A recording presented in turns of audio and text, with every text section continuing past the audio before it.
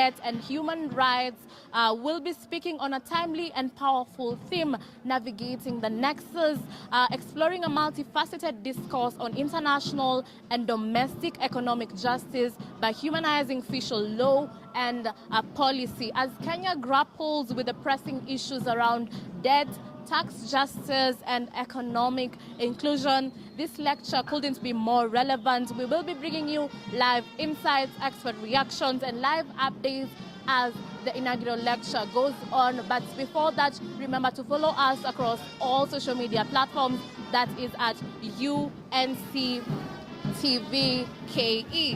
And an inaugural lecture is a moment of both personal and institutional significance. For the scholar, it marks the official recognition of their appointment as a full professor, which is the highest academic rank in the university. But more than a milestone, it is a moment to pause, to reflect, and to publicly articulate the research journey that led them there. Professor ATTIYA WARIS is a globally respected scholar and an advocate for economic justice.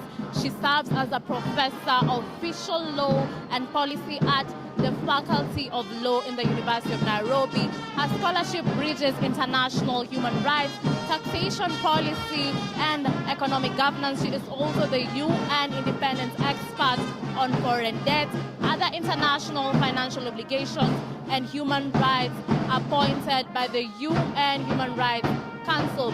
This role underscores her expertise in global fiscal matters and her commitment to using legal frameworks and expertise to promote equitable economic structures in a world where conversations about debt, about tax, about public finance often feel as abstract and disconnected. Her expertise in global fiscal matters and her commitment to using legal frameworks promotes equitable economic structures. She is a legal mind and a teacher and an advocate and a voice that continues to shape the world and thinks about money, not just a tool of governance, but as a reflection of fairness and of humanity. My name is Whitney Libid.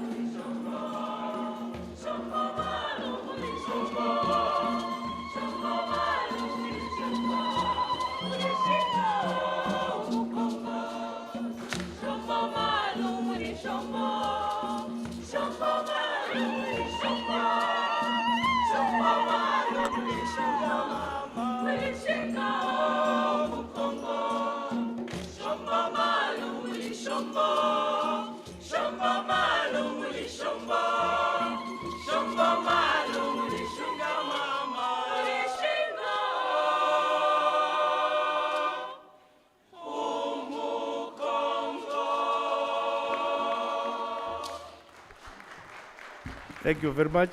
Let us remain standing for the national anthem and a word of prayer. National anthem from the choir.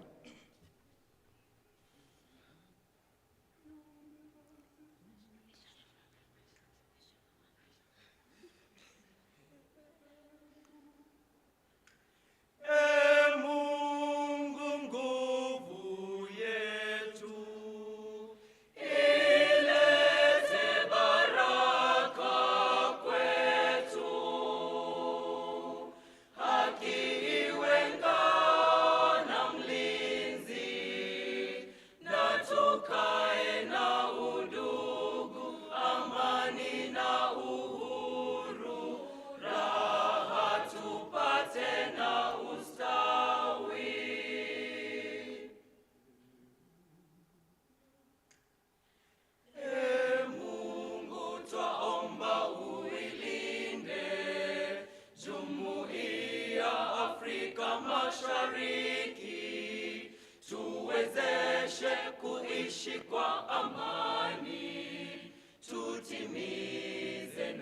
malengo yetu. Jumuiya yetu sote tuilinde, tuwajibike, tuimarike. Umoja wetu ni nguzo yetu, idumu jumuiya yetu.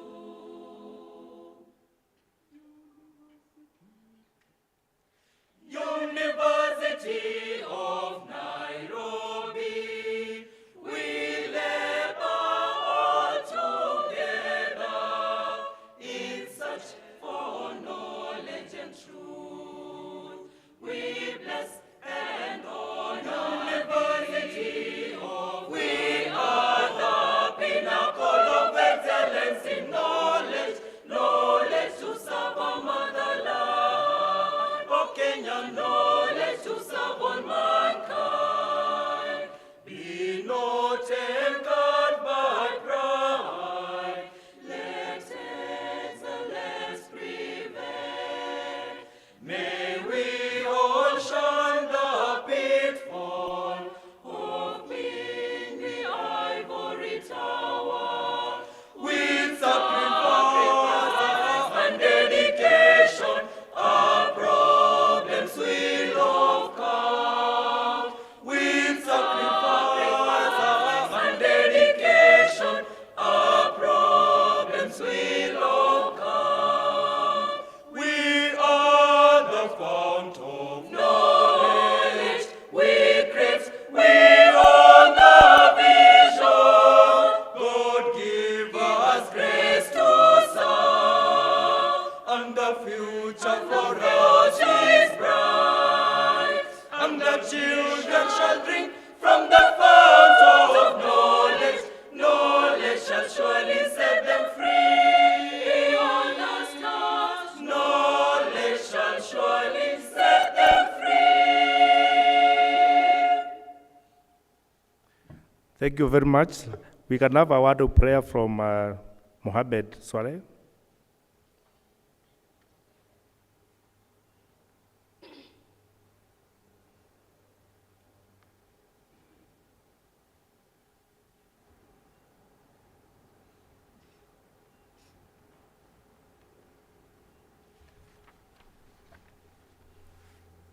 Assalamu alaikum. May the peace and blessings of Allah be unto all of you.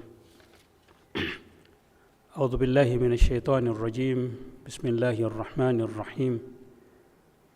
الحمد لله رب العالمين الرحمن الرحيم مالك يوم الدين إياك نعبد وإياك نستعين اهدنا الصراط المستقيم صراط الذين أنعمت عليهم غير المغضوب عليهم ولا الضالين. In the name of Allah, the compassionate, the merciful. Praise be to Allah, the Lord, the sustainer, the cherisher of the entire universe. The merciful, the compassionate, the master of the day of recompense. You alone do we worship, and you alone do we turn for help. Guide us to the straight path, the way of those on whom you have bestowed your grace, not the way of those who earned your anger, nor of those who went astray. O Allah, we have gathered here today, this beautiful morning, to ask you for the goodness of this day and the day that comes after it. And we seek refuge in you from the evil of this day and of the days that come after it. Thank you very much, O Allah, for the blessings of life bestowed on all of us congregating here today, while others are either hospitalized or bedridden. O Allah, we thank you very much for the manifold bounties bestowed on this great nation. O Allah, send thy peace to our country, which is perfect and everlasting, that our souls may radiate peace. Send thy peace, O Allah, that we may be contented and be thankful for thy bountiful gifts. O Allah, give the University of Nairobi's leadership the courage, strength, and insight to take it into greater heights in academic excellence and research. O Allah, bless everyone's life from this day on with goodness and love. Help us to stay true to our dreams, to use our gifts of life wisely, and to walk into the future with faith, hope, contentment, and great love. O Allah, make us sound in body, intellect, and spirit. O Allah, provide us with joy as we go on with today's program. May the inaugural lecture be of great benefit to everyone. O Allah, make its conclusion magnificent. This is our humble supplication, and we are sure of a positive answer from you. O ever-living one, O everlasting one, by your mercy we seek your aid. O Allah, we beseech you to guide us all to the straight and crooked path and bestow on us your grace. Amen. Thank you very much. We may get seated. We are going to have some entertainment from the university choir. Then after that, we shall go to the next stage of the program. Thank you.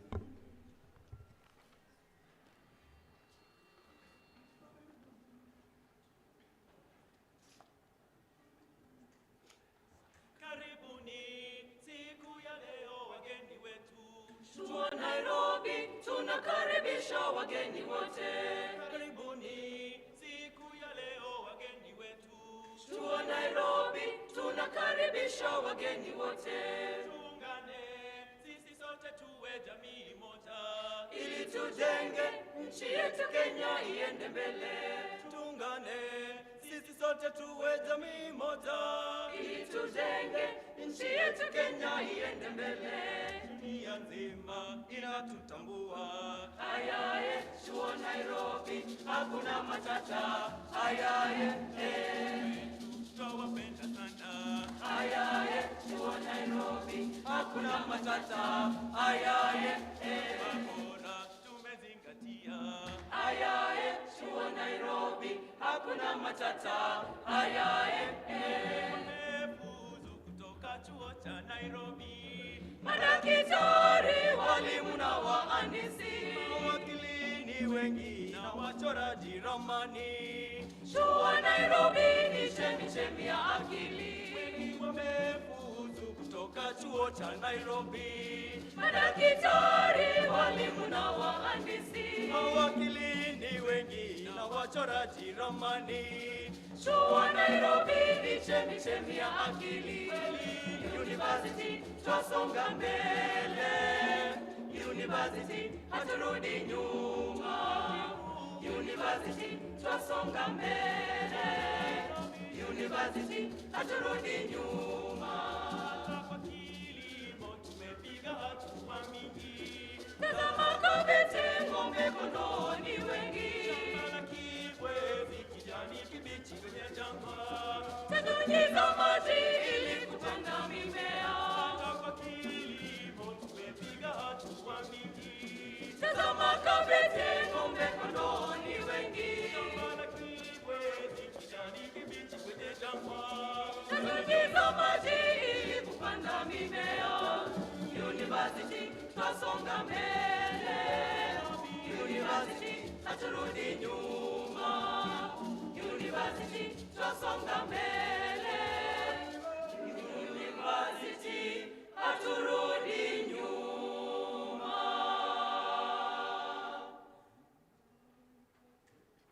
Malaika, nakupenda malaika.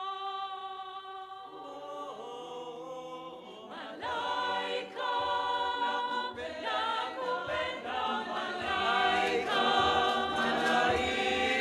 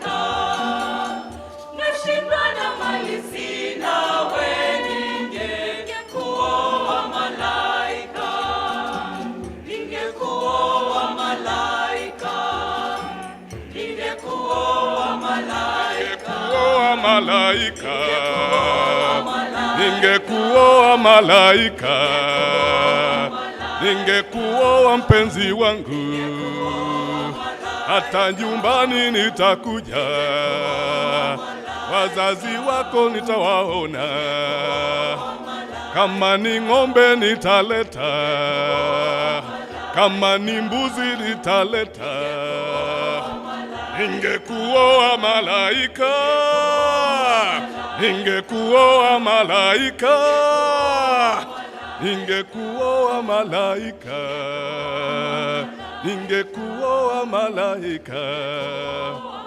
Wewe ni tunda la Roho, wewe ni tunda la Roho. Ningekuoa malaika, ningekuoa malaika, ningekuoa malaika.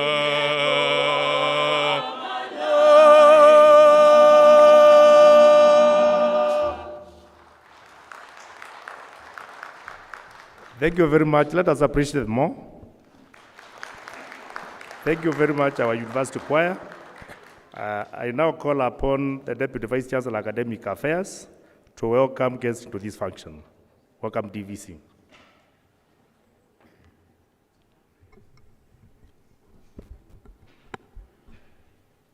The Vice Chancellor, Deputy Vice Chancellor, Research, Innovation and Enterprise, Deputy Vice Chancellor, Human Resources and Administration, Deputy Vice Chancellor, Finance and Development, members of the University Senate, our beloved students, distinguished guests, ladies and gentlemen, good morning. I would like to welcome you to the 52nd inaugural lecture of the University of Nairobi, which will be delivered by Professor ATTIYA WARIS, titled Navigating the Nexus, Exploring a Multifaceted Discourse on International, Regional and Domestic Economic Justice by Humanizing Fiscal Law and Policy. An inaugural lecture is an auspicious occasion for the university to acknowledge the appointment or promotion of a member of the academic staff to full professor. It is an occasion that provides a forum to introduce the professor to the academic and non-academic community of the university and offer an opportunity for engagement with the greater community. The inaugural lectures series provides our professors with the opportunity to share their achievements and showcase the difference their research, innovation, and engagement and teaching is making to the society and our communities. A summary of inaugural lectures offered by our various faculties from the inception of the University of Nairobi. We have the Faculty of Agriculture. We have 2. Faculty of Arts and Social Sciences, we have 17. Faculty of Beauty, Environment and Design, we have 2. Faculty of Business and Management Science, not yet. Faculty of Education, 1. Faculty of Engineering, 6. Faculty of the Health Sciences, 11. Faculty of Law, 4. Faculty of Science and Technology, 7.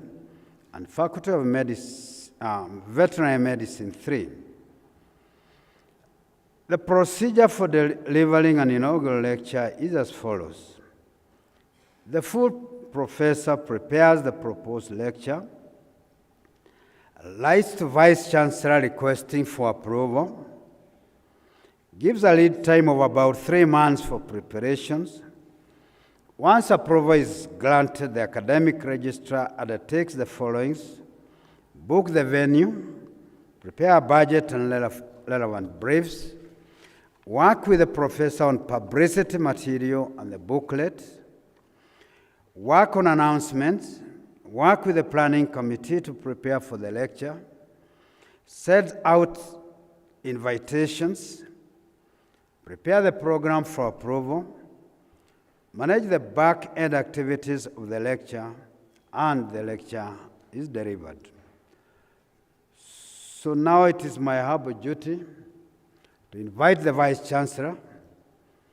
I welcome you to introduce the speaker of today, Professor ATTIYA WARIS, as she gives the inaugural lecture. Thank you.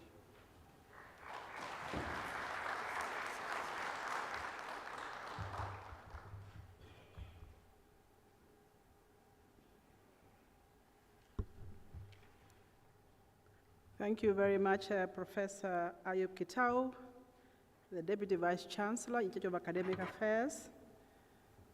Acknowledge the Deputy Vice Chancellor in charge of Research, Innovation and Enterprise, Professor Francis Mula. In absentia, with permission, the Acting Deputy Vice Chancellor, Finance, Planning and Development, Professor Jackson Malu. The Deputy Vice Chancellor in charge of Human Resource and Administration, Professor John Mande.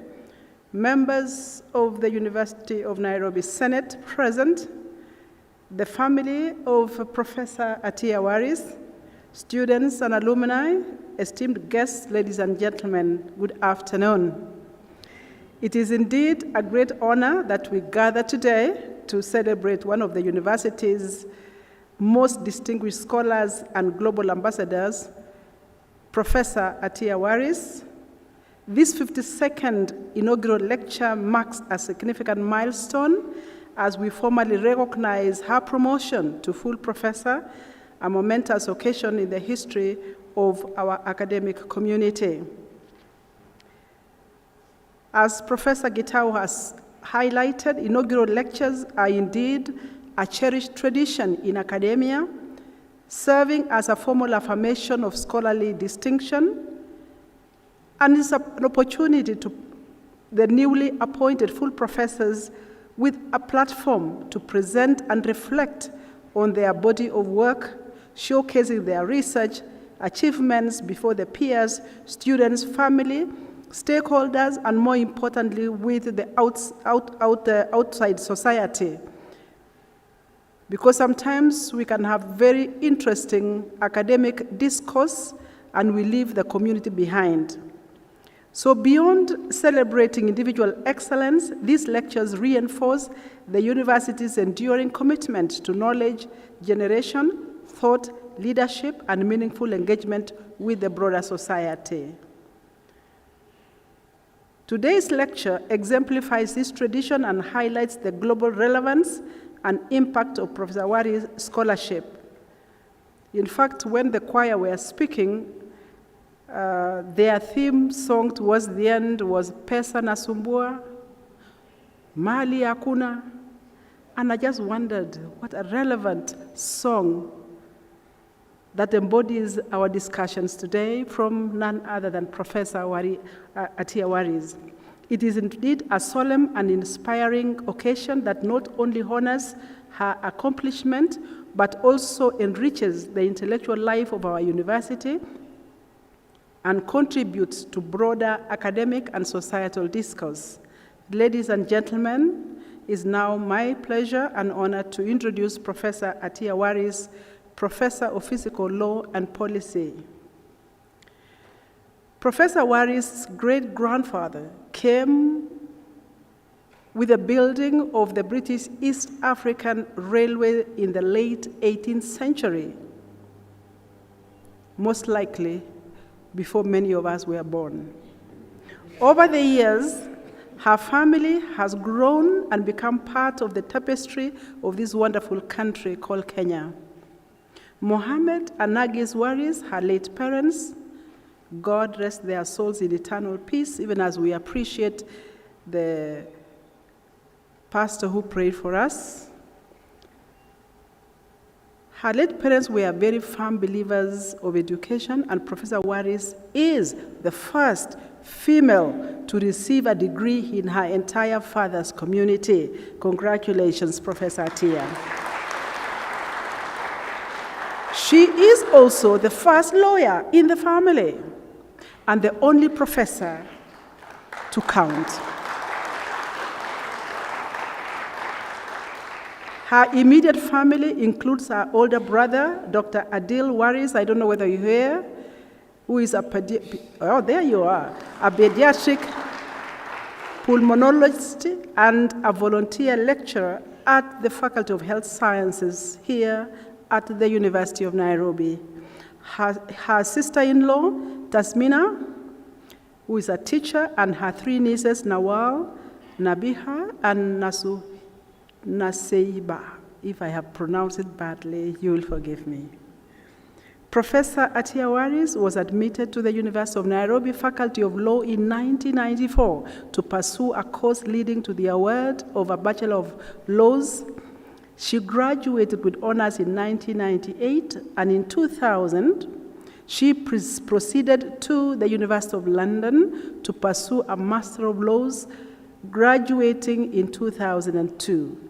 She thereafter registered for a Master of Laws in January 2004 at the University of Pretoria and completed the course in December of 2004. That was a quick one. She proceeded to the University of Lancaster for a Doctor of Philosophy in 2006, graduating 4 years later on in 2010. ATTIYA WARIS is Kenya's second female full professor of law and the only known professor of fiscal law and policy on the African continent.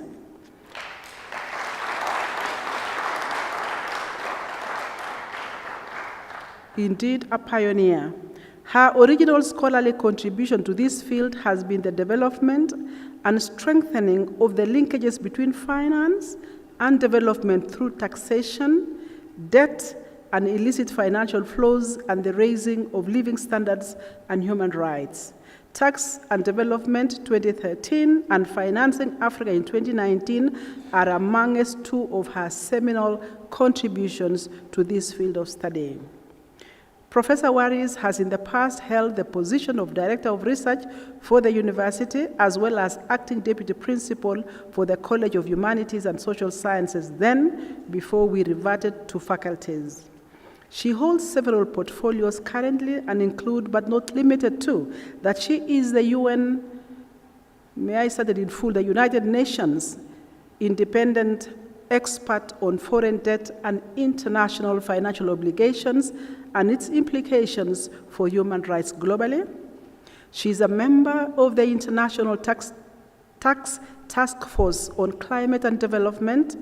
This task force is chaired by none other than the President Mia Motley, President Makaro, and our own Dr. William Samoei Ruto. She is also the chair of the supervisory board of the Kappa Build Foundation based in the Netherlands. She is a commissioner of the O'Neill Lancet Commission on Racism and Structural Discrimination in Global Health. She is a member of the editorial board of the Yearbook on Economic Determinants of Health, together with in the World Health Organization. She is a member of the working group on debt at the Madrid Club. And lastly, she is the managing editor of the Journal on Financing for Development, housed here at the University of Nairobi. Professor ATTIYA WARIS is known for her ability to demystify and make complex subjects easy to understand. She has made fiscal law and policy more relatable and accessible.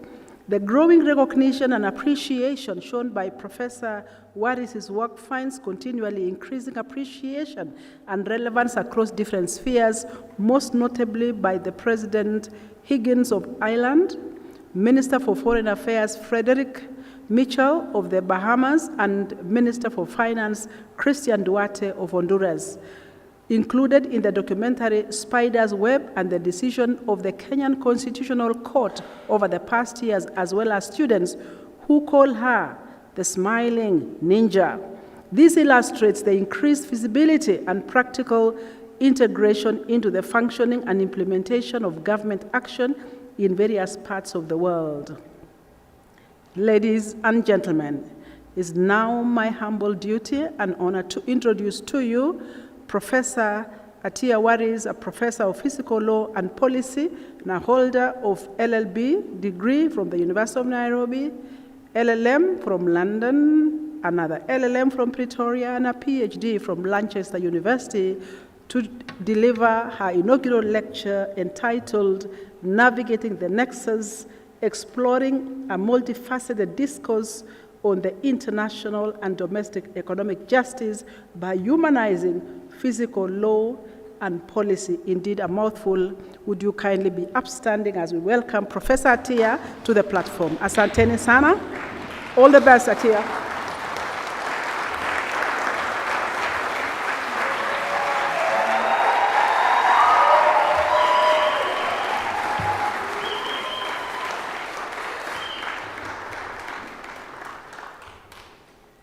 Thank you very much. Good afternoon, everybody. Well, almost good afternoon. So good morning and good afternoon, good evening, depending on what time zone you're in, because I know we have people from across the world who are watching us. It's a very special moment for me today, and I'm extremely grateful that 20 years of hard work has gotten me here.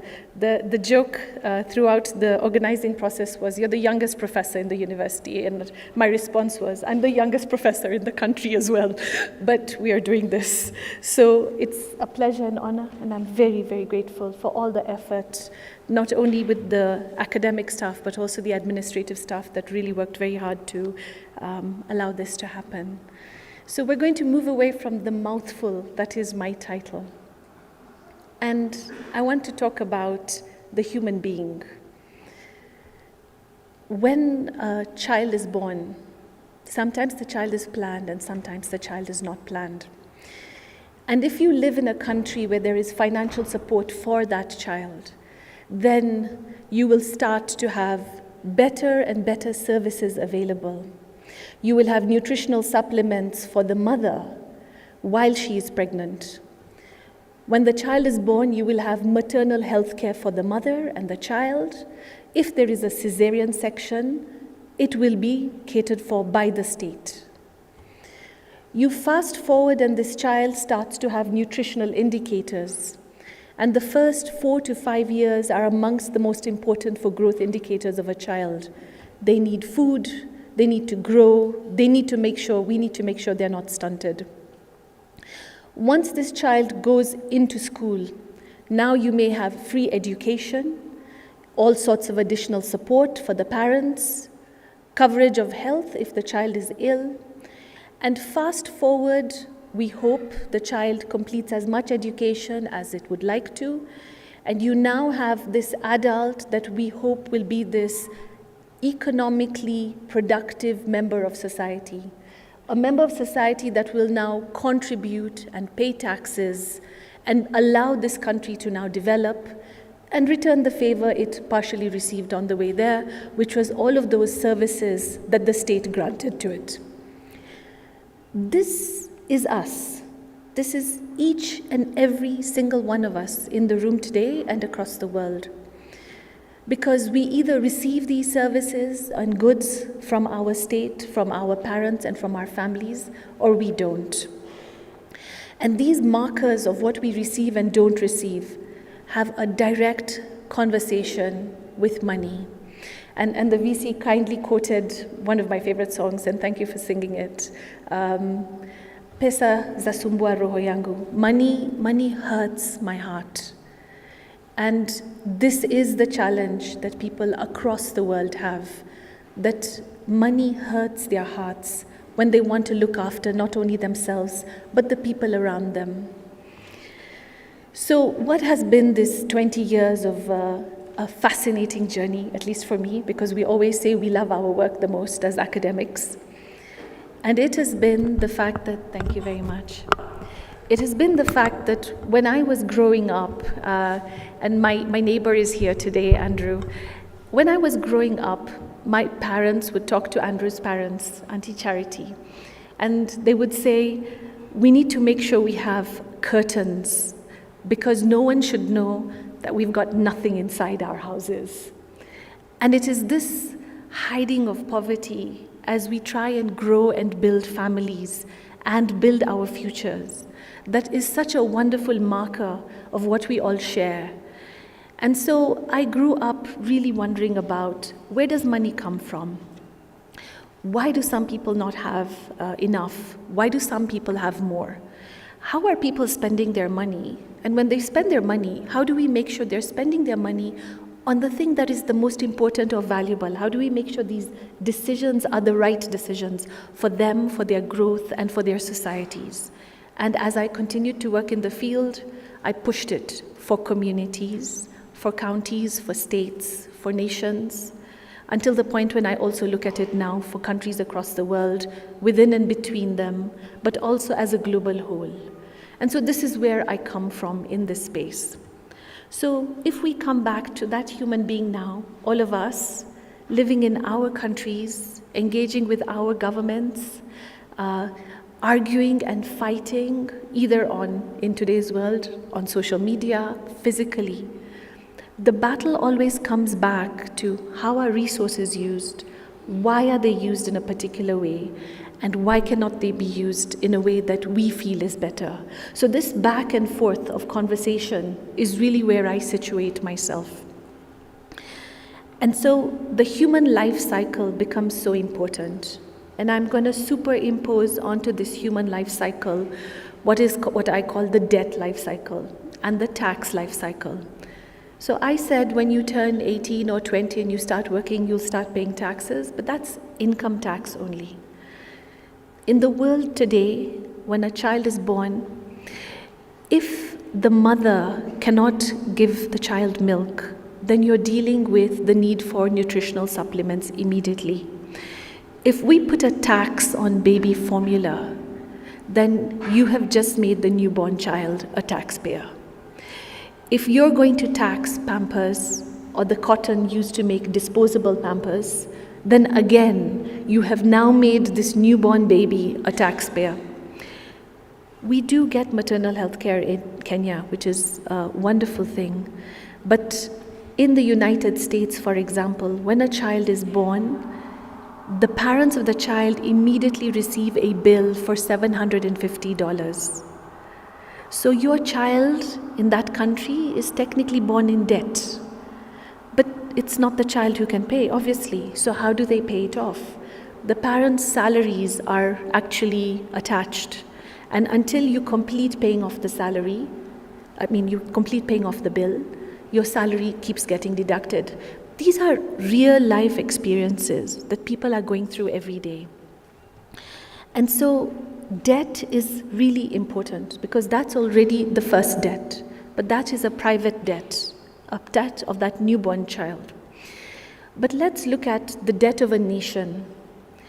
Debt agreements are predominantly 5, 10, 15 years. When a debt is a government debt with, for example, the IMF or the World Bank, then you have terms and conditions that allow you to prolong the period of repayment. Now, you can say, I'd like to delay the 5% interest rate or the 6% interest rate, but sooner or later you have to pay it. But let's bring the child back into the center of this conversation. If you're the child that was born and the government was giving you free education, that your mother was born, when you were born, your mother had free maternal health care. Now, 5 years later, whoever is born suddenly may not get food in the food programs in schools because the funds are being redirected. It's always about the choice, right? What's the more important choice for the state? And so what you start to see is children undergoing stunting because food programs are suddenly cut off, often without warning, and that child doesn't know what to do. And I wouldn't be surprised if many of you in the room already give money into food programs or health programs, or you look after cousins or family members who are ill. And this is where the play between what a state finances with their debt, and then when it redirects the debt to pay off something else, and then you lose off on social services. And some of the conversations happening globally right now, for example, is how do we ring-fence social services? How do we make sure that we don't lose the protection we are providing to those 0 to 18-year-olds and 20-year-olds specifically? Because 20 years later, they are the ones who are going to be paying taxes. If they didn't have good food, then their minds may not have developed as well as they could have or should have.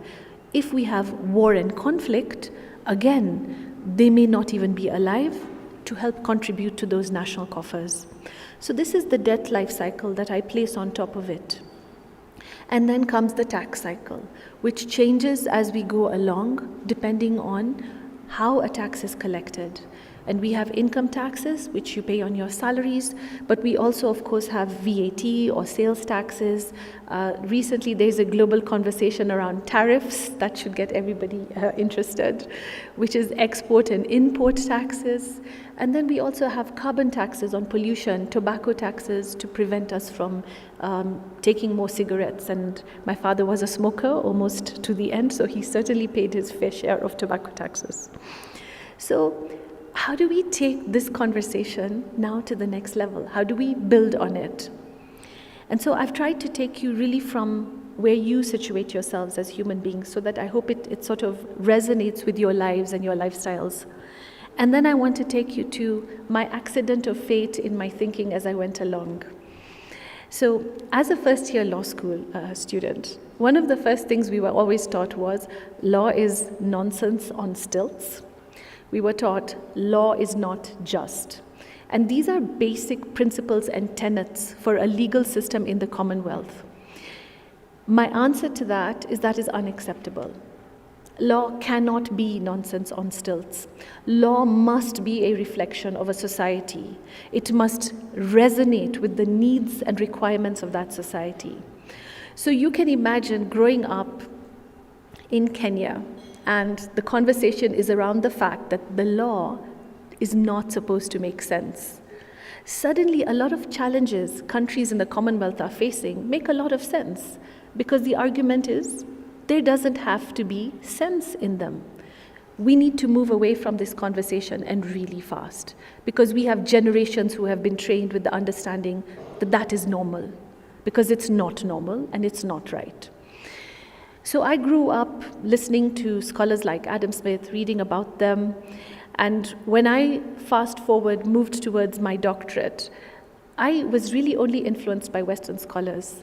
And so in retrospect, and I suppose as a challenge to my dean as well, I would have loved to have learned about African philosophers or Asian philosophers, which are also my heritage, in that conversation around the law, so that I understood what they were saying based on my community and where I came from. And this disconnect still continues, unfortunately, across many former colonies, whether we're talking about Francophone, Anglophone, Portuguese, or Spanish-speaking. It is a continual challenge across the world, and we do need to fix it. And so it was only late in my time, actually in the last year of my PhD, and my doctoral supervisor told me, unless you want to spend another 3 years redoing your doctoral thesis, you should just ignore this philosopher. And so I did, until after my doctorate. And that was an African philosopher, Khaldun. And I mention Adam Smith because Adam Smith would argue about how to create a tax system. And when he set out his principles of tax, he said, oh, they have to be buoyant and elastic, they have to balance each other, they have to be equitable, but you can compromise one for the other. And the one principle he said you could compromise on was justice. So fast forward from my first year where I'm told law is not just, and fast forward to me now trying to design tax systems for developing countries and hearing that, yes, of course, you can compromise justice. That's absolutely fine. And then comes Ibn Khaldun, a North African philosopher, fantastic. I often say he sort of may have plagiarized Adam Smith, and that is debatable. But he argues that you can have all those principles, but you cannot compromise justice. Justice has to be inherent within the system, and we have to make sure that the principles are all working on a just basis. And so if we're not compromising justice, then suddenly the entire bedrock of not just tax laws and debt laws, but all other laws in the world suddenly now change, because justice becomes center and forward. And so I fought for justice during my doctoral thesis, and I put justice as a principle, but I only delved into Ibn Khaldun much later with many of my co-authors. And so if I come to now the specific areas in the world that we have to talk about, every single part of the work I've done has been about trying to make the system work for those that live in poverty and those that are vulnerable. And thanks to heavy influence from my medical doctor brother, who's a pediatrician, I always talk about I have to get one more egg on the table for every child. Nutrition for a child, for me, became very critical because of that. And so you look at this international system and you keep fighting at domestic level, and you keep saying there's not enough tax being collected, it's not being used right, we don't have enough businesses, or we don't have enough economies. And then I moved to the global level, and suddenly I realized that these were a set of rules that were determined before many countries in the world got independence. They were designed at a point in time when 50 countries decided what the tax system should look like, what the debt system should look like, what illicit financial flows should look like.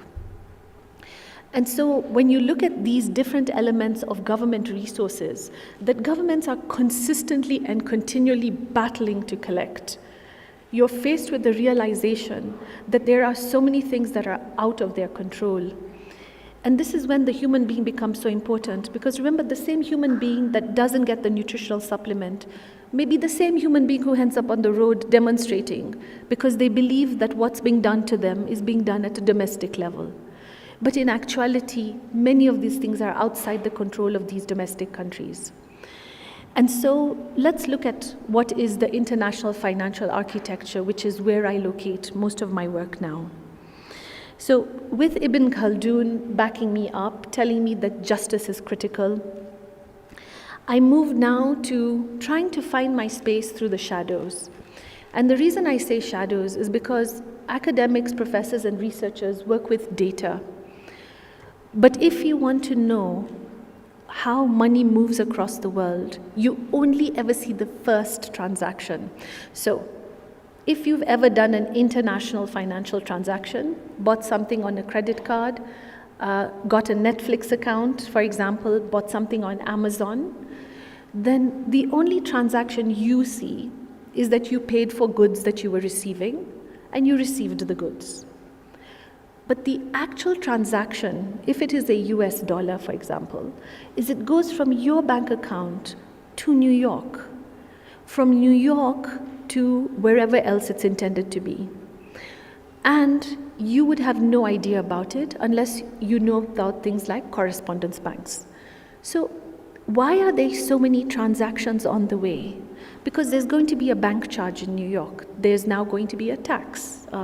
The current president of the United States has just announced that there's going to be a tax. So what are we going to do about these charges, and how do we make things easier to pay and cheaper to pay?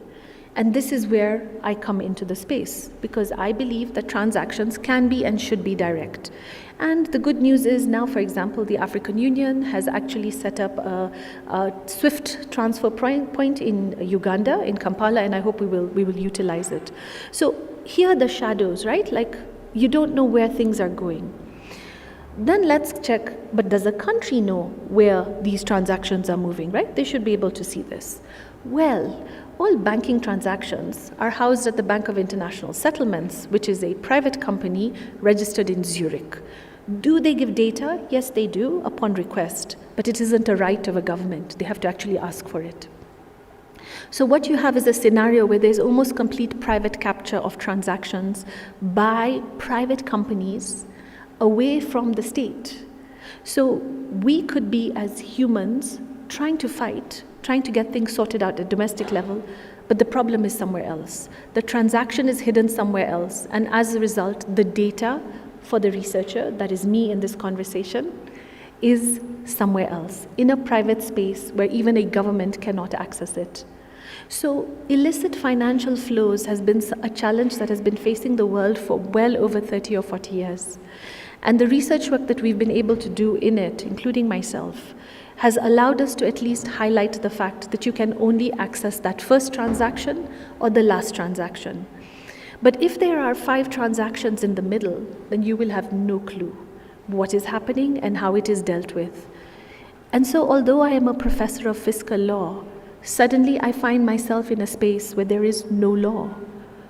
where it is only regulations within and between private entities, countries, and their private companies and organizations, to which law literally has very little place. And so this is illicit financial flows. But I've also had the privilege of going to many countries that have struggled through conflict and peace. And I think for me, this is a really important conversation. We are surrounded in East Africa by neighbors who have had war and conflict. And the result of this war and conflict is you find that they don't have social services. Sometimes they don't even have sitting governments. Kenya, for example, is famous for the fact that we sometimes have parliaments from the region sitting in the country. And we have to manage that whole process of a foreign parliament trying to operate here. What you start to see, and this is the state right now in Sudan, is there is immense amount of childhood stunting.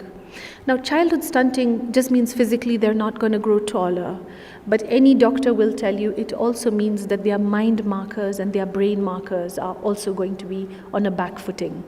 So conflict and the absence of peace and the financing of conflict and the failure to finance peace, in addition, also adds that layer to pushing back the development of human beings and allowing them to grow and develop. And if we now fast forward 20 years later, which I've already spoken about, if that conflict and peace goes on for generations, and we live in a very sad world right now, because as we speak about conflict and peace, under the law, we actually have genocide happening in Palestine. And in other parts of the world, we have a lot of violence and death. And this killing and murdering of people for generations, but also the destruction of their mental and physical health for generations, can only further undermine their ability to source revenue and to build their spaces. And while not wanting to compare or give a parallel, the other example is, of course, slavery, is the loss of generations of economically productive human beings to the sea as they left the African continent, for example. Millions who left Asia as indentured labor, and the loss of economy in those spaces as a result is something that has not yet been measured or grappled with. And globally, there are conversations about the fact that there should be reparations, that we should be able to financially measure this, and we should be able to be given compensation for this. And this is not a light argument. Millions of people have passed away for no fault of their own, and somewhere along the way, millions of others got to develop themselves and build their economies on the backs of what can only be termed as blood. And very often, when people come and talk to me about tax and debt and illicit financial flows, it often feels like a very dry subject. And I always tell them, there's blood on the budget line.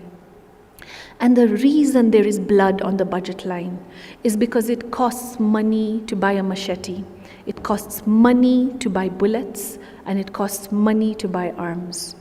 And so if we don't make deliberate decisions on how we are going to collect, but then also spend the money, then we will end up aggravating and causing additional war and conflict and reducing peace. And so finding this balance through illicit financial flows and taxation and debt becomes so critical. And a very live example right now, which I am working on, for example, is the fact that European nations in the world today have decided to no longer give their 0.7% ODA or development aid budgets to the developing world, where they felt they had been found responsible. And this failure to honor their pledges is one thing, but the second part of the failure to honor pledge is actually the fact that this money is being used to buy arms. It's being used to develop factories that can produce arms and weapons. And so if we are going to move into a world where the tax money of a country, the debt of a country, is being used to build more and more weaponry, then we really do have to think very, very carefully about where the money is, where it lies, and where it is going to. But then that takes me to when you step away from conflict, and how do you step away from it? And there are three wonderful examples: Somaliland, Rwanda, and for a time, South Sudan. Somaliland chose to use their diaspora to take loans. The loans were then used to help build the country and maintain peace and pay for civil servants. And at the same time, the money was then retained later by doing a trade for tariffs, a word I think many people are now very conversant with. So that was Somaliland, and it was a success. Then that takes me to Sudan, and Sudan did a trade-off on fuel and used that to try and build just immediately after independence. However, subsequently, of course, they have had numerous challenges. But the one for Rwanda is particularly interesting because I've talked about the need for peace and to move away from conflict. And what the Rwandan government did when they walked into Kigali in 1994 was they actually took a loan from their military and said, we're not going to pay you salaries for 1 year. We're going to use that as an asset in our bank statements, right, like a country, like a human being would. And we're going to use that to leverage a loan, and then we're going to buy helicopters, and the helicopters are going to allow us to control the airspace.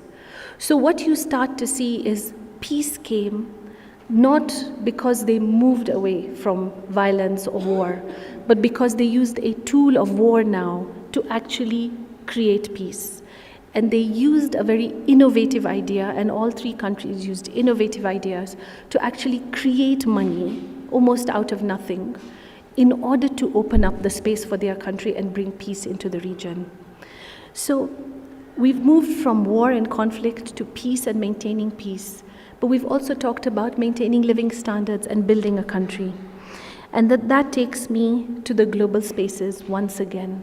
And you'll excuse me because my life has been like this. I go from global to regional, back up to global and national. And so I've had the honor for the past 4-5 years now to be the UN Special Rapporteur on Foreign Debt and International Financial Obligations. And in that time, I've had the honor and the pleasure to do official country visits to many countries across the world. But this is where innovation and interesting decisions start to show themselves. The Bahamas, for example, is an incredible country, but it is the only black-led, predominantly black, high net worth individual country that is a high-income country. It's extremely telling because one of the biggest challenges facing countries like the Bahamas in today's world is that when faced with breaks in law or breaches in law at international level or regulations that other countries feel they're not following, you start to see a disparity in how countries are being treated. And so over the past few years, thanks very much to Professor Stephen Dean, with whom I wrote an article that surprisingly went viral as a tax article, we looked at issues around racism and structural discrimination in international tax law. And what becomes so important about conversations like that, but that are often hidden, is the fact that the color of people's skin determines the kind of taxes they pay. Sometimes at individual level, unfortunately, but also at other times at global level. And so the case of the Bahamas became so interesting for us, Bahamas and Liberia, because they were being put on lists that were being called blacklists, incidentally. Another issue I have a problem with. But they were being put on this blacklist, but in reality, the country that actually had no laws at all, which is a country I had the pleasure of visiting, was Liechtenstein. So you start to see disparities in race and structural discrimination in even how international tax laws are being developed. And if I move you to debt, then I'll tell you that Zambia defaulted on its debt 4 years ago, 5 years ago. But Ukraine also defaulted on its debt. And it took Ukraine 4 months to renegotiate its debt, but it took Zambia 4 years to renegotiate its debt. Now, you can tell me that, no, maybe they have more problems than Ukraine, but Ukraine is at war and Zambia is not. So you can just look at the markers and see the signs and try and see why are things being treated differently and how. And so this journey for me has been such a pleasure because it fills me with surprise all the time. And surprise is good. Being proved wrong is very good in the process of being a researcher and a professor. And then that takes me to my concluding comments, which is about the future and where I see myself going in the future. I truly believe that human beings and the planet have to be the center of all conversations. That it is extremely important, whether we're talking about tax or debt or any kind of money transactions, exchange of currencies, that we keep the human being right in the center, and because of what the planet is going through, the planet as well. These two remain absolutely critical to the well-being of lives and the survival of humans. But the second is principles I developed even when I was a PhD student, which is what I call the principles of fiscal legitimacy. Forget the word. Systems must be transparent.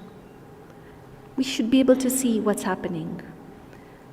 Systems need to be accountable. These financial transactions, we should be able to see how they're operating. People who make decisions that are unacceptable should be held responsible. So responsibility is critical. But I'm still the money person. So the money person is going to tell you have to be efficient with how you use the money, and you have to be extremely effective. And then if I take you back to Ibn Khaldun again, fairness, which is not the same as in addition to justice. We need systems that track all of those, and we are the people in the systems. So every single human being needs to be aware that their voice counts in making sure the system works. So the principles of fiscal legitimacy, those 7 principles, are actually what guide my work and have guided my work now for almost 20 years. And what is so important after a position of ethics and keeping it centered on the human is that we need evidence, and we need an evidence-based approach. Because the biggest challenge for people like me working on debt law and tax law is the absence of law, is the absence of regulation. So again, maybe I could add for you one more sentence after: we don't share the sun, but we also say in the process, if you think that you have problems, you need to remove the roof of the other home, then you can run back to yours very quickly. On a light touch. So then we will take a few questions, a few issues of clarification, some support statements, and then she can tell us a little bit about whether this country is listening to her or not, whether the continent of Africa is listening to her or not, whether there are any policy briefs that she has developed to be interesting to drive the agenda for issues around tax, debt, and the over-dollarization of our African economies, including historical injustices. I can see a burning hand very quickly. I can see 2 on my left. I can see 1 on my right. I can see another one in front. Wow. But you know, guess what? We had a female professor talking here, and all of you are men. Where are the ladies? Okay, let us start from the far left. So what I'll do, I'll take about 5 first, and then because I can see it's a hot topic, everybody wants to talk. And so make it very brief and to the point so that we take as many feedbacks as we can. Asante sana. Thank you. Mine is not a question, but a comment. My name is Dr. Chichi Undi. I'm with the Population Council. I'm a really proud friend of Professor ATTIYA WARIS. I want to thank you for humanizing what to me would ordinarily have been a terribly boring subject about taxes and taxation. Thank you for breaking it down, making it very simple, making it very relevant, making us really understand and feel that indeed there is blood on the budget line. And this subject that we would rather avoid, we all hate doing our taxes every year, is something that is really much deeper than I think any of us really realize. So thank you very much. That's all I wanted to say. Thank you. Sudasa, thank you. There was somebody also on that side, the man with the hat there. Yes, good afternoon, ATTIYA. It's nice to listen to you here. So I'm going to ask you this question as a journalist, and also as somebody who has read your work and interviewed you before. I want you to just really clarify to me how we take this discourse from your text, from your office at the UN, from this hall into the newspaper rooms, into the radio stations, onto the ground, so that people really understand the relationship between fiscal policy and the law, and how money travels around, and how money actually affects you. And I'll just say something, that there's a small town somewhere in Bomet County, and a few years ago, it was marked as the point where all these little transactions, that you're calling illicit transactions, were actually taking place. And people really didn't know this place. So when I go to Bomet University to do external examinations, and I have a conversation with people in the bar, they say that's just a rumor. So I want to take your message to those people as I leave here to go and write the article about your lecture. I want you to clarify that to me. Okay, so Professor ATTIYA, you have two of them. May I come to the center place here? If you can put your hands up again. I know Jack Odhiambo, you had your hand up. So we'll have three of them.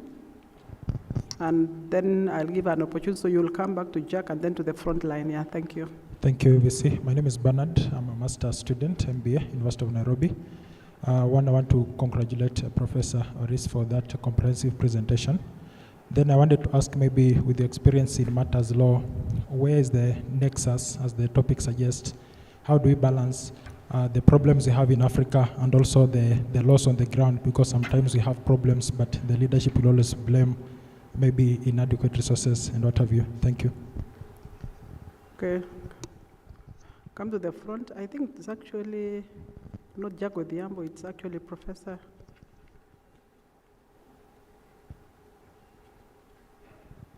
Okay. Prof, I'll come to you after. Yeah, okay, so. Go ahead. Thank you, Professor Waris. I'd first like to echo Judith's comment. Very much appreciate your humanizing tax and fiscal issues. In-depth analysis and still very personal and very accessible to many people. I think that's a credit to you. Although I work in the health sector, you've brought many other issues out, and I actually want to pick up one. We're looking toward the African century. And you mentioned that the African Union has set up an analog of the Bank of International Settlements in Kampala, I take it. And you've also talked about the guiding principles for your work. What would you want to see attaching those principles to this new African Union-led bank? Lastly, Dr. My name is Kenneth Umbongi. I'm from the Department of History and Archaeology here in the university, but currently I'm the Associate Dean in the Faculty of Arts and Social Sciences. Now, Professor Waris, congratulations for this long journey traveled. And I know that for a lady like you, it's not an easy journey. We live in an overly patriarchal environment. And I guess when some of us work 24 hours a day, you are meant to work 48. So congratulations for this. Now, I'm sure you will agree with me that, and I'm looking at this as a historian, really, you will agree with me that the tax regimes that we have, the whole financial system that operates in our world today, it is neoliberal in nature and has roots in imperialism, really. If you go to Europe, you know, taxes were a working class thing, and those lords and great people who were not taxed, were not supposed to be profiled. It's only the lesser mortals who were meant to be profiled, known their family names and all that. That's why, for example, in Britain, those who don't pay taxes, we only know one name. It's Prince Charles, Prince Margaret. That because they were not taxed. So my question is just simple. Let me just get it. One is on culture and tradition and domestic fiscal policy. I was just wondering, given the work that you have done, how can traditional and cultural principles, for example, reciprocity, communal responsibility, and participatory justice,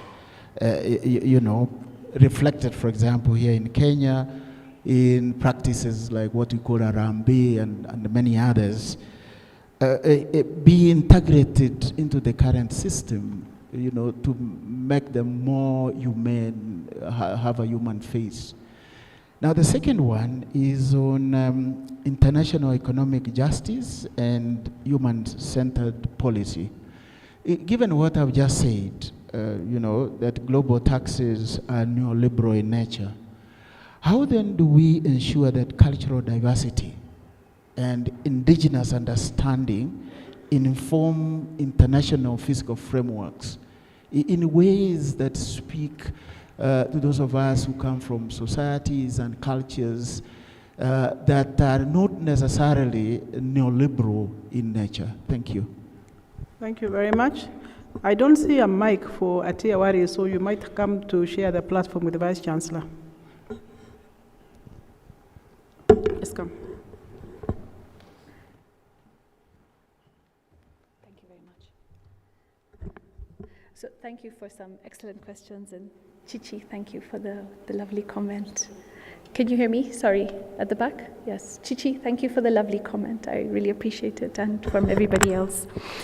So how do we take conversations like this and make them real? Well, when I was debating how to speak today, I had a choice. The choice would have been to use technical legal language or to just make it extremely accessible. And so I'm a very private person, but I actually chose to talk about my private life because I think that as an African society, and also with my Asian roots as well, we speak a lot in the community and in families and in informal spaces. And I often think that conversations that are more useful are actually those ones.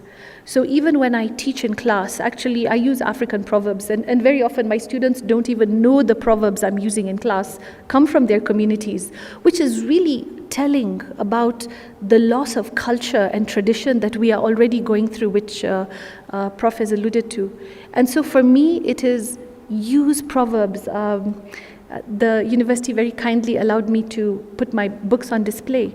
I'm honored to be the first African professor to have her academic book translated into all 6 African Union languages, which means it's accessible. And my work in the book really is extremely simple and very deliberately so. And so I would tell you, speak to people on fiscal issues or tax issues or debt issues by talking to them about how it affects their daily lives. So when Kenya paid off its debt last year, I don't think there's a single person in the country who did not feel that pain of that money that we had, the push to collect money that the government had to go through. Now, it resulted in a very difficult relationship. We need to avoid those because we need to make sure people understand each other and understand what is happening. And these type of conversations are very important. And the next time you go and buy food in a restaurant and you don't get a VAT receipt, then we are in trouble, because by you avoiding VAT, somebody else is going to have to fill the coffers. I always tell people that the budget will not be reduced if you don't pay your taxes. What will happen is that others who could not be as clever as you in avoiding paying taxes or evading them is going to be the one caught in the net. And I think there is an element of nationalism and patriotism that needs to come out in conversations around tax and debt. I hope that is useful for you. The question on the nexus, thank you for that. Again, I deliberately didn't use the words that I had used in my paper very carefully. For me, it's the connection between the human being and tax and debt and illicit financial flows. Because whenever people talk about tax and debt and illicit financial flows, they never tell you about the person at the bottom in the country that's being harmed. But I'll tell you this, that the next time a credit rating agency downgrades a country when they've actually paid their debt, The result is the currency in the country becomes destabilized. Often it goes down. It means there's 5 or 10 things more you cannot buy because the value of your currency is less. So for me, that is the nexus. The nexus is the interconnection between that debt repayment and what is your household goods. Then it is the connection between the fact that big companies like Microsoft or Amazon don't pay corporate income taxes or haven't for a very long time. And then the fact that you're a user of Microsoft and you're a user of Amazon, but you're contributing to that economy. So your country should be able to collect tax from that economy as well, so you don't have to pay VAT for child formula. Those are your trade-offs coming back over and over again. And so for me, that's the nexus between all of those issues. And Ravi, thank you very much. The SWIFT system is exciting me. I want all banks in the country to put the SWIFT system for the AU on their RTGS forms. They have not done it yet. I am fighting with them about it. Hopefully this will get to more ears. What would I like to see? I would like to see that the African Union has guiding principles on fiscal legitimacy. That whenever they set something up, so they're setting up the bank, they've got the credit rating agency they're setting up, they've got the SWIFT system. The African Union is actually probably the most hopeful space right now in the world on fiscal issues, but we need to make sure that they truly represent us. And so the principles, the 7 of them that I mentioned, should be something literally on everybody's notice board. It should be the thing they're looking at when they're determining how things are going forward. Because, for example, what really worries me right now is that remittances are going to be taxed higher. And most developing countries rely on remittances. And if you're in the United States, you're going to pay a tax on remittances that you send out, which means that much less to land in the pocket of that poor person very often who's trying to survive without a job in countries that are going through incredible economic stress right now. So for me, it's those principles that are very critical. And lastly, Ken, Professor Mbongi, thank you very much for being here. So I started my work in fiscal sociology from a historical perspective. It's why I ended up bumping in with Ibn Khaldun on the way there. And human rights has some incredible principles that are actually very African. Participation, community approach to economic, social, and cultural rights. So there is resonance in them, even though they were crafted before we were even thought to exist as nations. But I think what is becoming more important is that, again, back to the African Union level as well. I mean, the African Union is 50+ countries. It's the biggest voting bloc across the world. And it is the one that can develop some of these principles. The Ubuntu principle also has been getting a lot of interest. And I think it's important to take those principles and make them work in international spaces.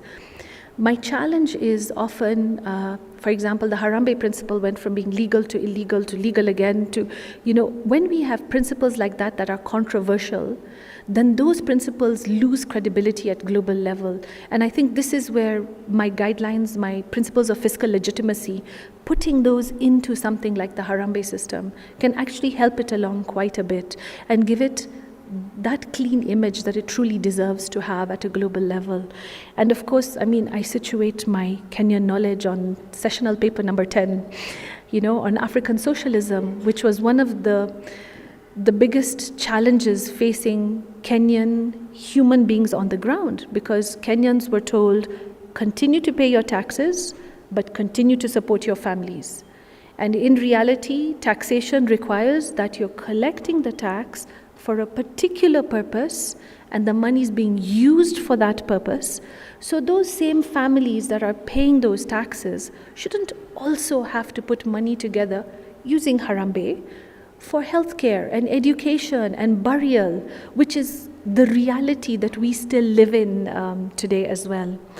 And as regards your second question on the neoliberalism, well, I think very often sitting in Kenya and sitting in what is the Anglophone part of the world, we see capital neoliberalism as a really big block.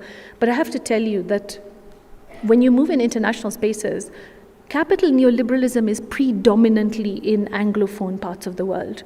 If you go to the Asian countries, if you go down into Latin America, you see a very different thinking. They change and they temper the conversations around capitalism to start looking at how to support their communities and their families, and they're actually winning on them. So Brazil has a wonderful provision called participatory budgeting, where actual human beings will go and sit in the mayor's office. Sometimes there are 10,000 of them, and they will decide how the budget is spent. I mean, this is fantastic. And we can do things like this more and more because, of course, even digital systems really allow us to facilitate those spaces. And I think the principles I talk about are so important at international level, because if we don't follow a principle-based system, it doesn't matter what changes we put in the world. And this is the problem we have with the debates between the OECD, which I haven't mentioned till now, and the United Nations on tax issues, is that they already tried to do a tax treaty, for example, but it failed because it was not principle-based. There was huge conflict of interest issues in it. And so often, and I do cite Professor Migai Ketch also in my inaugural lecture, because administration is such a critical part of making sure that the content is right as well. Thank you very much. Thank you very much. One last round over there. I can see a hand. 2, 3, 4. Last ones.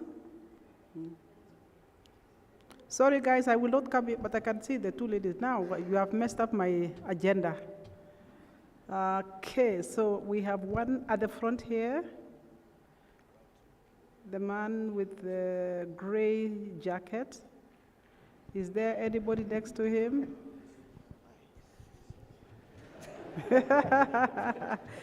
You come to the front, no? Here, at the front here, first. And then we are on this space, so let's finish here. And then DVC, keep my timing, please. You know we have to run. Thank you very much.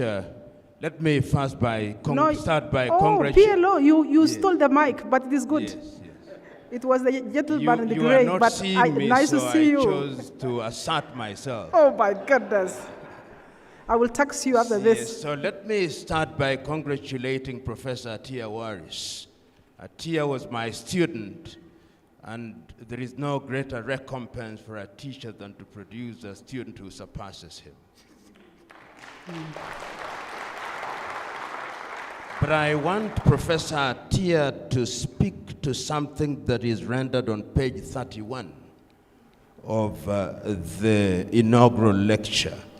The last paragraph and the quotation which reads, "Only when all people have equal access to all state services can we grow and thrive together.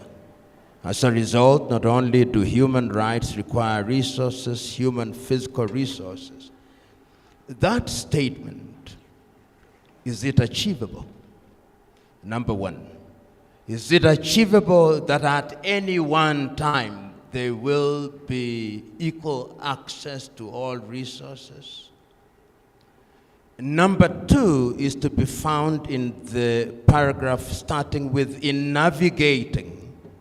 And you say we can create a tapestry that calls for a re-evaluation of global economic systems. If you look at what is happening in the world today, is there anything truly global, even as we think about tax? Those are my two questions. Thank you. Thank you very much. Yeah. Good morning. Good morning. My name is Leonard Wanyama. I am the regional coordinator of the East African Tax and Governance Network. I have the privilege of being one of Professor ATTIYA WARIS's students, informal students where she teaches at Uhuru Park. I'd like to just request you to comment from your work.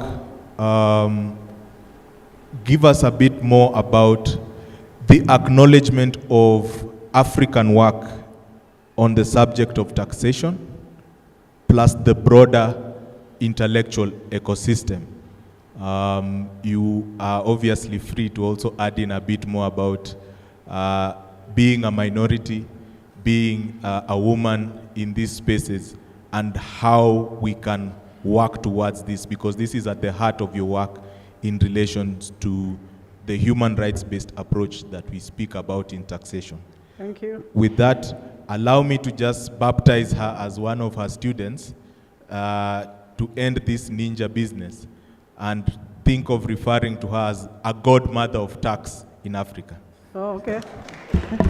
By the way, I almost didn't want to say the ninja part, but she's the one who wrote it there. So on my extreme right, I can see the young man here on the third row, and then the lady.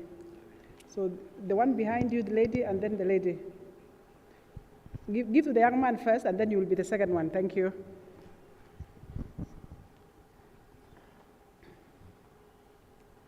Make it brief. We are running out of time, Kapsa. We have 5 minutes. First of all, congratulations, Professor. It's a remarkable achievement. You remain an inspiration to many of us. My question is just, I guess, twofold. The first is you spoke about Adam Smith and Ibn Khaldun and designing a tax system with, of course, making sure that justice and fairness is at the center of that system. But even as we think about these systems, how important is it to ensure that the people behind these systems, because we can have a perfect sort of system in itself, but if the people behind aren't just, aren't fair, then it doesn't matter how good the system is. Or is there a point where we can make a system so good that it doesn't matter if the people behind the system are good or not? If the system is good, it's just, it's fair, it works. Thank you, and congratulations once again.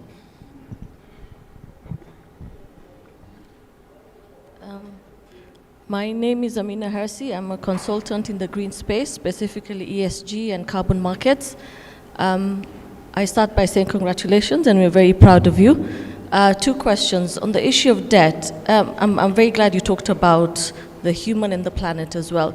So on the issue of debt, do you think as a country and even as Africa as a whole, are we taking advantage, are we pushing more for the climate, the debt for climate swaps, where you know, we know the global north are the big emitters, but we are the ones that suffer the most.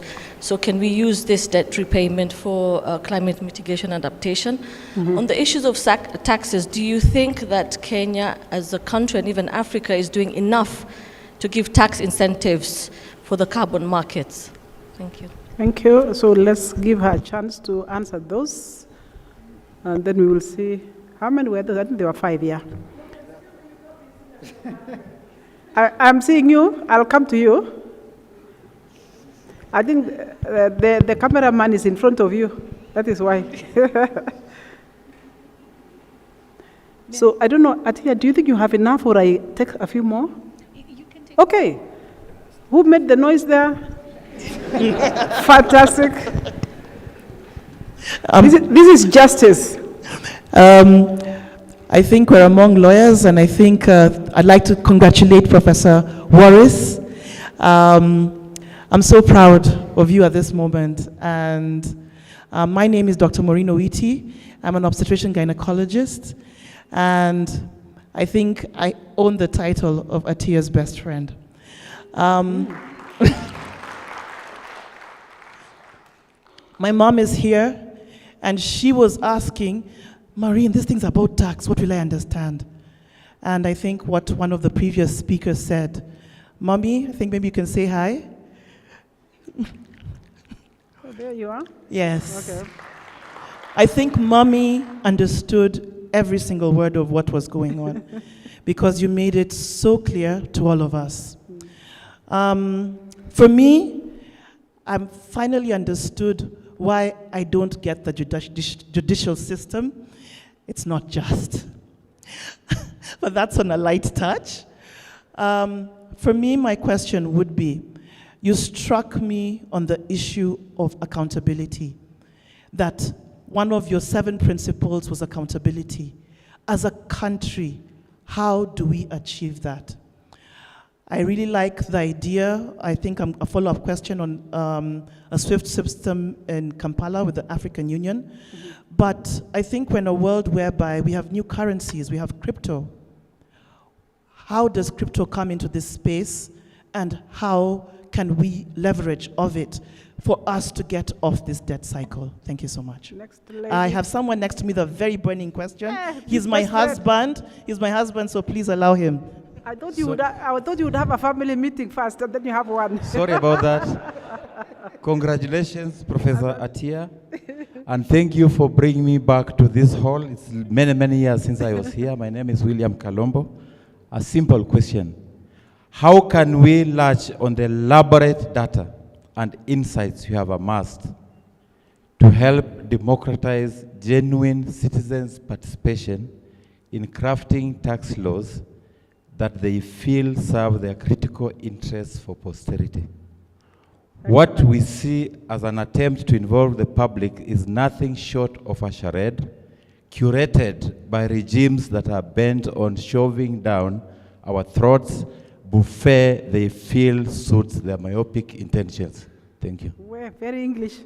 Next person, I think somebody else. Yes, the lady in I don't know whether that's the right word. Yeah, hijab. Yeah. I think that will be the last one so that we can proceed. I can see you. Thank you, Professor ATTIYA. My name is Sumaya Hassan. I'm a lawyer in Islamic finance, and congratulations. So very proud of you. My question is about how do we achieve the right in human rights as we seek balance?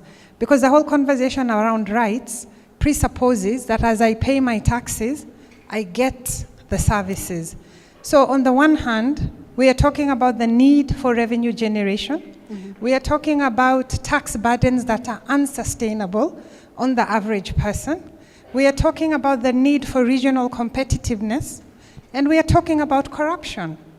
And so when we talk about fiscal balance, and we are talking about looking at the taxes that we are not only paying, but that we may be added, more taxes, where are the current taxes that we are paying going?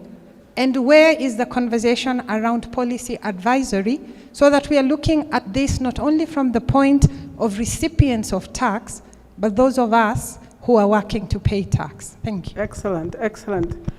The lady in black there has had her hand for the longest while, and the gentleman, you'll be the last two, if you'll allow me. Okay, Mwenye Mike, please run like Kipchoge Keino. You are doing very well. I appreciate you. You are the best. Asante sana. Well, he didn't run fast enough. My name is Leila Latif. Hello, everyone. Hi. And Professor ATTIYA WARIS, congratulations. Allahumma barik. This is great. My question to you is, there were three things I picked up from your lecture, which resonates with the political economy today. The phrase on nonsense on stilts, the absence of law, and the Smithian compromising on justice.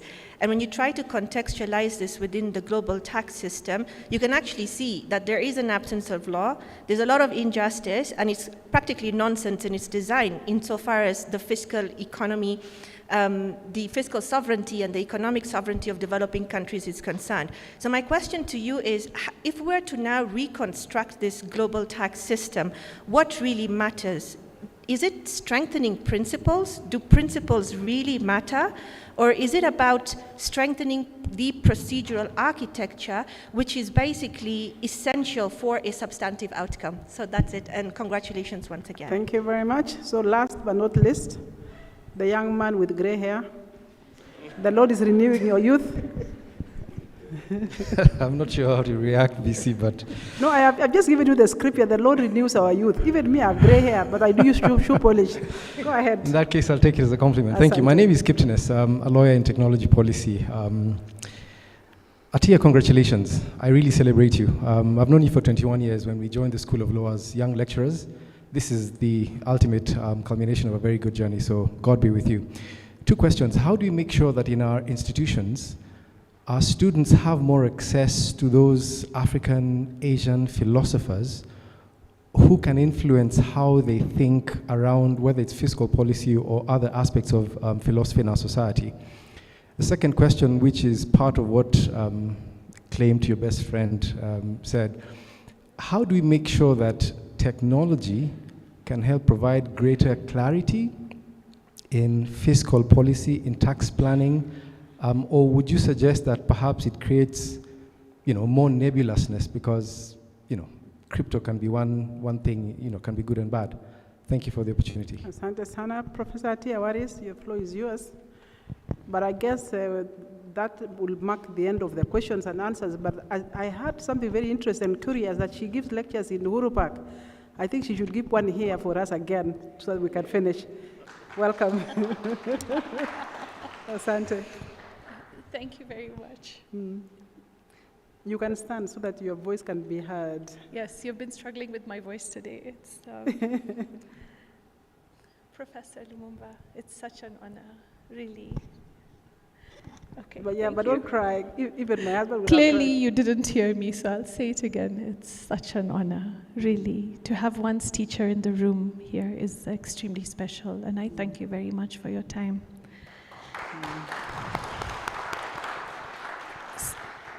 So for the longest time ever, I keep telling people, rights require resources. But that is because of a slightly different battle. When you argue about human rights and the fact that, people need to be able to have the right to vote, the right to fair trial, the right to health, the challenges have always been within human rights that nobody talked about the money. They would always talk about human rights as this ideal that was not being realized. And so my battle with people who work on civil and political rights, because I work on all human rights, is that the argument of immediate and progressive realization of civil and political rights is a fallacy. The fact that human rights are indivisible from a fiscal perspective is also a fallacy, because they are divided. They're divided based on how much money a country, a region, or a people are willing to put on a particular right. So this is where my argument about rights require resources comes from. But as I continue to talk about it, because we all love good tweets, somebody said to me, but resources also require rights. So then I flipped it on its head, and it became a conversation around who is the resource. And from a fiscal perspective, the resource is also the human being, but it's also the money. So that led me to the argument that the human beings are the resources that require rights, which is straightforward, but that the financial resources have also got to be guided by these sets of principles that I constantly talk about. And for me, those are their rights, as it were. And so this is how I sort of did the play on words. Of course, I believe human rights are an ideal. I also think that, unfortunately, because of the way in which the West has treated human rights over the years, they have created an antagonistic relationship between developing countries and northern states, to the point where very often when I am dealing with governments from southern states and I say, well, let's put the phrase human rights into the tax treaty so we can have it more people-centered. And the battle is, well, they're going to use this as a diplomatic argument to basically tell us that we don't give rights to our people. So this is something that has developed, unfortunately, through its 60, 70-year history. And so will it be realized? I don't think so, but doesn't mean I'm not going to push for it. And it is going to be a challenge without a doubt, but I'm sure you're right there with me with way better vocabulary as well. So when it comes to the issue of this reevaluation and are we really global, I think if there's one thing that's come out from working on tax and debt and illicit financial flows is that there was no global anyway. I think it's a fallacy to say that there is a global system, because when you look at how countries are treated individually and in groups, you find that there is preferential treatment, and this is why I talked about the racial and the discriminatory lens to certain issues, that you see clear discrimination. Whether this is structural discrimination or this is blatant racism, one can debate it, but clearly there has been no truly global process. And I think that one of the challenges facing the world right now with all of the changes in tariffs and the cutting down of ODA, I sometimes feel that it's actually a pushback on the fact that developing countries have so much more knowledge and power and diplomatic negotiating power as well, that the response to the pushback of bringing all the countries to the same table to discuss the fiscal issues is actually when you see an increase in unilateral debates and discussions on tax, because that is really where the money is. It's where your purse is. And pesa usumbua roho yangu. Not just us, everybody. Like that song should resonate with you tonight. Leonard, thank you very much for your question and for your comments. And you shouldn't be telling my professor colleagues where I go in my private time, but we will have a conversation about that later. I think as a woman from my community in this country today, I have to tell you that I feel so honored and privileged because, I mean, I was a student who went to University of Nairobi with the full scholarship that the government gives. So if you want to talk about receiving, I've received from this government. During COVID, I got a vaccine. I mean, there are other challenges on the way. But I really think that it's an extremely big challenge for people from small communities and minorities. And a minority is relative. As long as there's a majority of one ethnicity in a space, even in this country today and across the world, you will see discrimination against the other communities. And I think it's something we really need to move away from. I think it pains people, and I tell people sometimes that we walk through life if we're discriminated with invisible war wounds because of the hurt and the harm that we sometimes do to each other. But I think it made me stronger. And I actually think I have to thank my parents for it, because they would just keep me going no matter what. I'm happy to have a more personal conversation with you and others later, but thanks for making me godmother. Let me know to whom I have to give gifts. Asim, thank you very much for your question. Nice to see you here. People are not perfect. They'll never be perfect. Kenya's procurement system, as an example, is probably one of the best crafted you could find. But we also it's got so many problems in implementation. And for me, that's why I tell people I may be a professor of law, but sometimes I find the solution in saying things like, please be kind, please be honorable, please be trustworthy, follow some principles, don't do conflict of interest. And I think for somebody who comes from a multidisciplinary perspective, that seems to be what resonates with me. And I will tell you that even when I sit in the General Assembly and the Human Rights Council and I speak to nations, sometimes I'll tell them, here are the solutions, but the most important thing is please be kind to each other, even as nation states with each other, because if you're going to continually be looking only at the bottom line and how much money you're going to make out of it, then, you know, we say when the two bulls fight, the grass gets hurt. Well, the grass is always the developing countries, and the grass is always the poor. And so thank you very much for the question on the carbon taxes. I didn't get to the debt swaps. Debt swaps and carbon markets are extremely problematic, because I will tell you that in Kenya we were all told we have to put solar panels on our roofs, but the most polluting entity in the world today is the US Defense Forces. And I think that is what is a really important conversation missing in the world, that we are subsidizing solar panels in the United Kingdom, Europe, and North America, but here we are paying for the patent and the technology.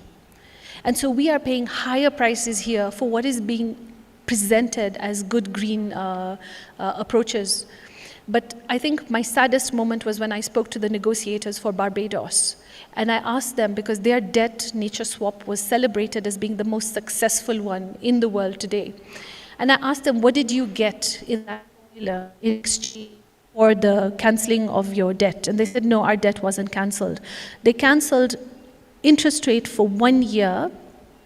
That's it. The exchange was to protect a marine ecological space for posterity. I mean, when you have these kind of trade-offs, even the formula is obvious. There is no way that money is ever going to be enough. And you know, I always tell my students this, you know, the sea kind of moves. So even if you're going to protect a marine ecosystem, unless you're protecting the entire seas of the world, you're not actually going to succeed in it. And so one of the biggest challenges for people working on fiscal issues is that the battle is the 1.5% temperature rise. The other battle is to stop seas from rising. I haven't seen a single financial intervention, carbon markets, bonds, whatever they are, that actually fix the problem. And so that is the human and the planetary center part that seems to be missing in a lot of those global conversations. And I've published quite a bit on it, so please do feel free to have a read, and I'm happy to continue the conversation.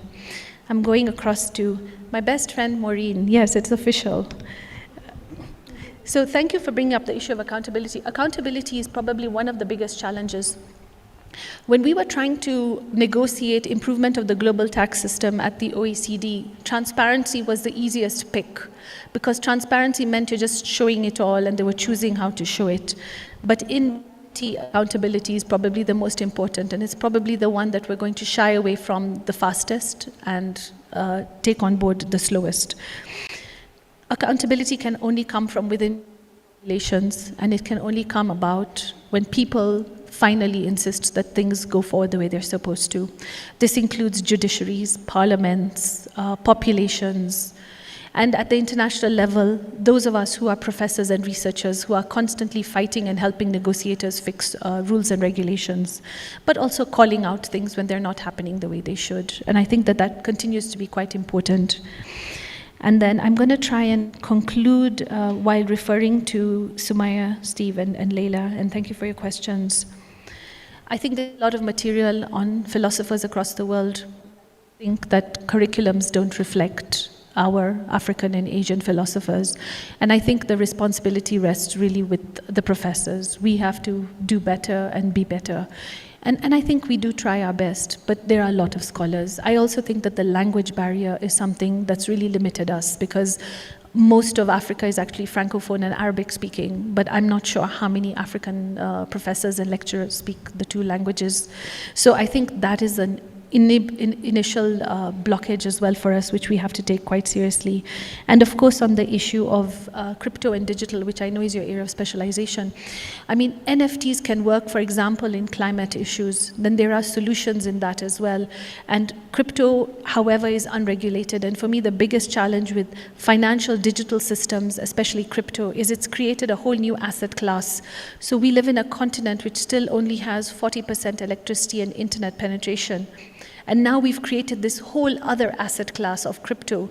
And the only people who are going to access it are the ones who are already privileged. So for me, it deepens the inequality and the distance between the wealthy and the poor. And so it can be good, but it can also cause a huge amount of wealth inequality within countries across the world. And thank you, Leila. Yes, that is the biggest challenge, isn't it? Is to make sense whenever we're negotiating at global level and explaining to tax treaty negotiators or tax administrators why they are trying to implement laws that don't make actual sense. And I think it rests on us trying to push for reform of laws in domestic states and pushing for laws that make sense. But I also think it requires us, as specialists in tax finance, to go a step forward and look at what international law says before we look into domestic laws, and to look at constitutional law as well, and make sure that those are aligned before we move inwards. Because one of the things I see the OECD pushing for is training and retraining of staff, but never training and retraining of legal staff or judges, and never members of parliament. And they've come to that space last, because very deliberately they want to entrench systems that don't really work for the communities in which they operate. And so for me, this is perhaps where my principles and the architecture become important, because if you use a principle-based system, then you can reassess the law based on those principles. And finally, because I know I must conclude, how do we achieve balance? Well, there's never going to be a balance. Tax systems are never balanced. Tax systems are, and the phrase I always use is a suboptimal compromise between law, politics, economics, society. So it's always a battle. You'll have a law presented, it'll appear in the public will have input into it, other stakeholders like the private sector will speak to it. And then this members of parliament, committees on finance will sort of try and sit together and get to a conclusion. So it's never a balance. It's always different in every single country in the world. And so, of course, it has that possibility of burden. I did not speak specifically about corruption, but of course, corruption is a big challenge in the world today. But I want you to think about corruption not in the normal sense when we look at governments and ministers. I want you to think about corruption in terms of the illicit financial flows that are in trillions that move across the world without any form of law or regulation. For me, if there is corruption, that is corruption. Corruption is moving away from regulation of those spaces and putting regulation in the smaller and, frankly, much smaller financial and less relevant spaces. And so even redirecting the conversation for me requires a whole conversation on corruption, and I will take up the Vice-Chancellor's offer for another lecture. But I'd just like to conclude that it's been an absolute pleasure and an honor to be here. I am overwhelmed with joy and gratitude that you all chose to spend this time with me as well as online. And if there is a call to arms from my speech, it is that a single that's exactly bracelet where I was does coming not to. jingle. What is the call to action? Yes, a single bracelet does not jingle. We have to Exactly. do this together. That is my Exactly. closing. Thank you very much, and I look Tax forward and to debt justice.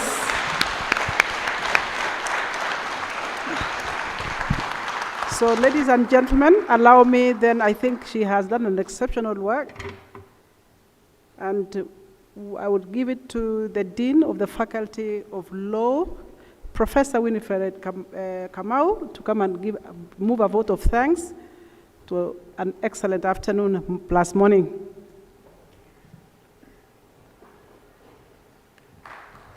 And after you finish, Reverend Mite, you will come to pray for us.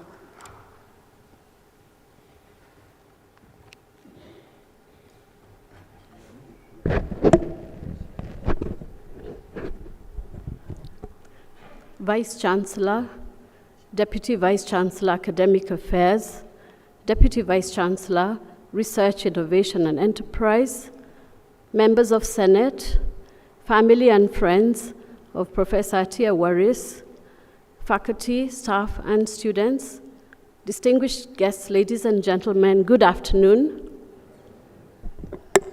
It is indeed my honor and pleasure to move these vote of thanks. And first, I'd like to take this opportunity to congratulate my colleague, Professor ATTIYA WARIS, on excellent delivery of the inaugural lecture in this Taifa Hall and in the virtual space.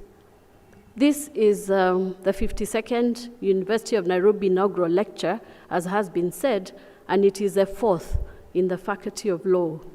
We started off with Professor Justice J.B. Ojwang, moved on to Professor Patricia Kameri-Mbote, and then Professor Migai Akech, and now we have another of our distinguished scholars, Professor ATTIYA WARIS. We are indeed proud.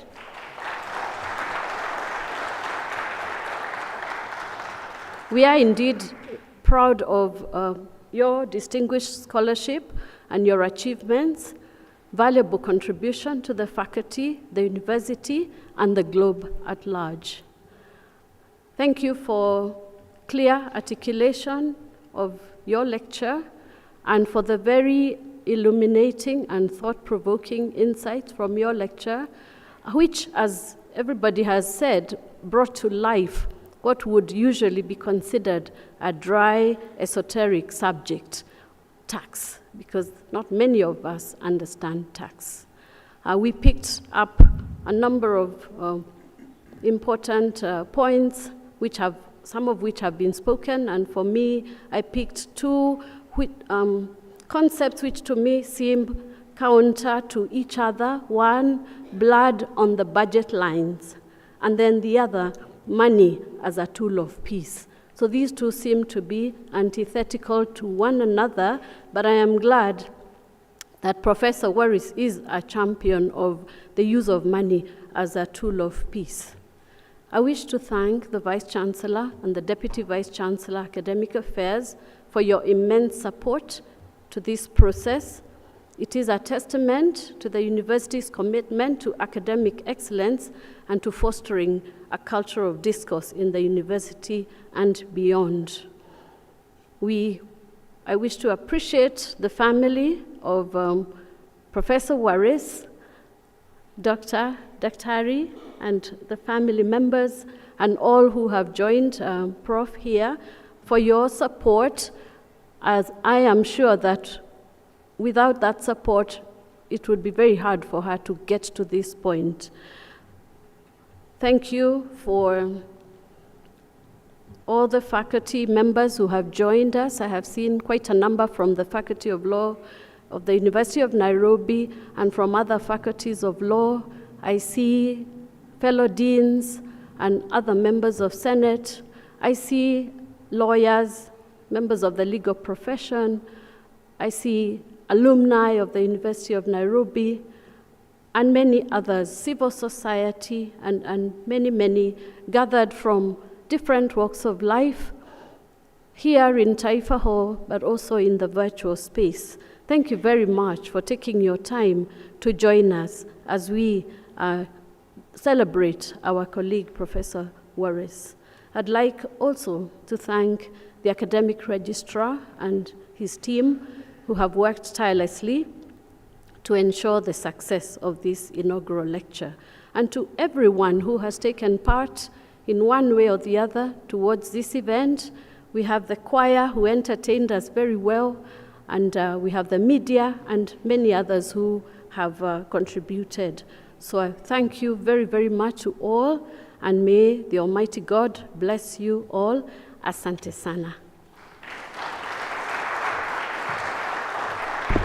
Thank you very much, Professor Kamau.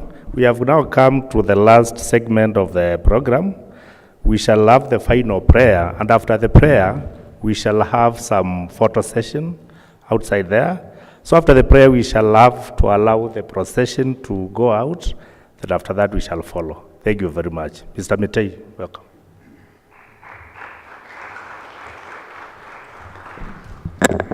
Thank you so much. Vice Chancellor, with your permission, we can be upstanding for the closing prayer. Congratulations, Professor Waris. I pray that the insights shared here, that we will take it at heart and do our best. Your voice counts. Let's do our best to make the world a better place. Let's pray. Heavenly Father, we are so grateful that at the start of this inaugural lecture, we ask for your presence. To accompany us, we ask that you would bless Professor Waris as she delivers her inaugural lecture, that we would listen and that we will take the insights and that they would serve to inspire us to do our part in the spaces that you have given to us to serve. Now we are coming to the end with hearts full of gratitude for the clarity given to Professor Waris to do the presentation, and for the attentive spirit, each one of us, that is clearly exemplified in the many questions that people asked and clarifications. We pray, dear Lord, that you would bless us and make us instruments that you are going to use in the service space that you've given to us to do our part. Help us, Lord, not to compromise on justice. Help us to keep humans at the center of the decisions that we make. Help us to be accountable and transparent. Help us to be responsible. And help us to always know that our voice counts. Now as we part, we ask that you dismiss us with your blessings. Now may the God of peace keep you safe. May you go in peace to love and to serve the Lord. The blessings of God, the Father, the Son, and the Holy Spirit be with you now and always. Amen. Go in peace.